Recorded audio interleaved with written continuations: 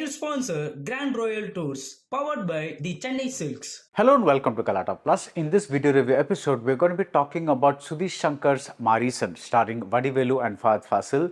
The film has good ideas that don't quite come together. The film is a road movie and a social justice thriller. At a conceptual level, it is certainly interesting, but the execution is a letdown. The rest of this review may contain spoilers. Sudheesh Sankar and his writer V. Krishnamurthy are nothing if not ambitious.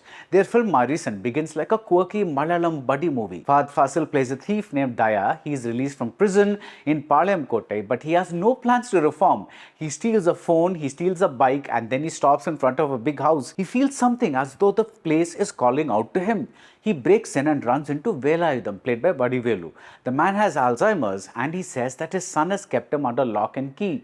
He looks at Daya as a means of escape. Daya looks at this man as a means of making money because he has an ATM card. And off they go into what we think is a road movie. We think they will bond over their differences, or that the older man will teach the younger one some valuable life lessons. And that does seem to be the first half, with the help of an upbeat Yuvan Shankar score.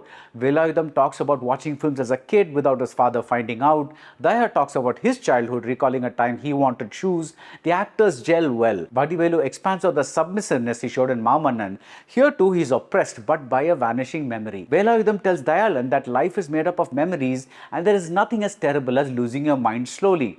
Fahadh too does something interesting. He gives us a mellow version of the villain he played in Mamannan. As Daya tells his friend, played by Vivek Prasanna, he is not a good man, but he's not a terribly evil man either. He desperately wants Velayudham's ATM pin. He desperately wants the man's money, but as we discover later, he does have a strong moral core. But once the basic equation between the men is established, the screenplay seems stuck in the same zone. There isn't anything particularly emotional or funny or weird.